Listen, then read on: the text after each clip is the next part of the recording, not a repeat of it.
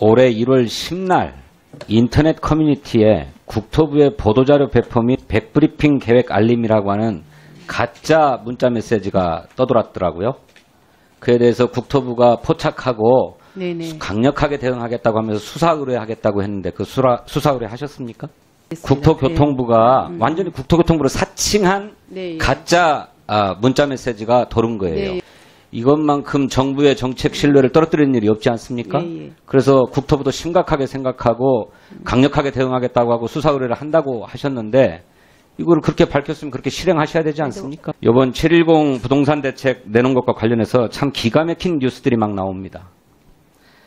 연합뉴스 7월 22일자에 이슈컷이라고 하는 기사는 말이죠. 1주택자가 무슨 투기했나 재산세 폭탄에 들끓는 민심이라고 하는 제목으로 기사를 쓰는데 거기에 사례를 인용합니다. 서울 강남구 삼성동에 사는 김 씨의 재산세는 지난해 198만 원에서 올해 256만 원으로 훌쩍 뛰었다. 30% 가까이 오른 것이다. 9월분까지 합하면 재산세만 작년보다 116만 원을 더 내야 한다. 근데 이게 어떤 경우에 해당하는지를 살펴봤더니 재산세만 512만 원을 내는 주택이라면 공시지가가 24억 원에 해당해야 하고요. 실거래가는 43억 원에 해당해야 합니다.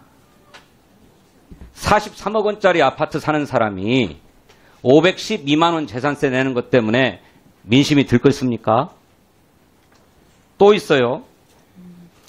매일 이코노미라고 하는 신문이 7월 23일자에 유주유죄, 집 있으면 죄, 이상한 나라의 1주택자 이런 제목으로 기사를 쓰는데요. 여기도 가명으로 사람을 하나 동원합니다. 맞벌이 신혼부부 이 씨는 최근 집 구입을 결심했지만 결국 포기했다. 집을 보유하고 있는 한 매년 내야 하는 수백만 원 재산세를 납부할 자신이 없었다. 이러면서 한 아파트를 실제로 예를 듭니다.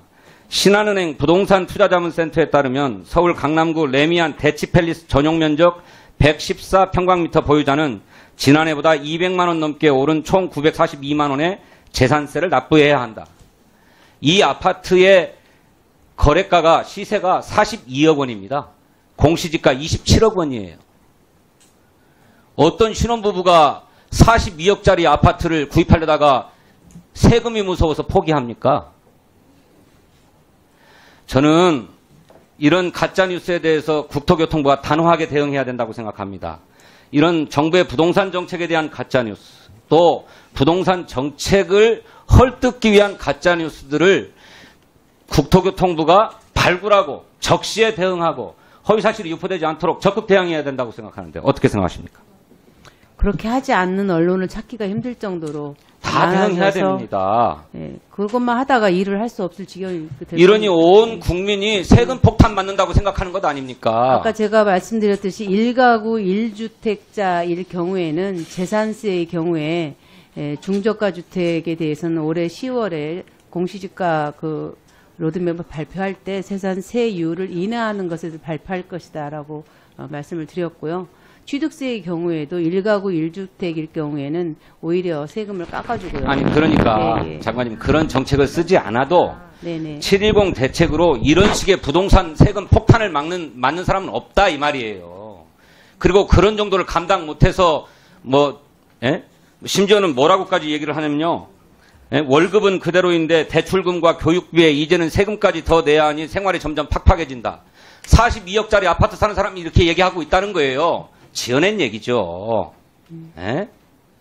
이런 것 때문에 정부의 정책에 대한 신뢰가 떨어지고 국민의 분노는 높아지고 그런 것 아닙니까? 잘 발라내야 된다고 생각합니다.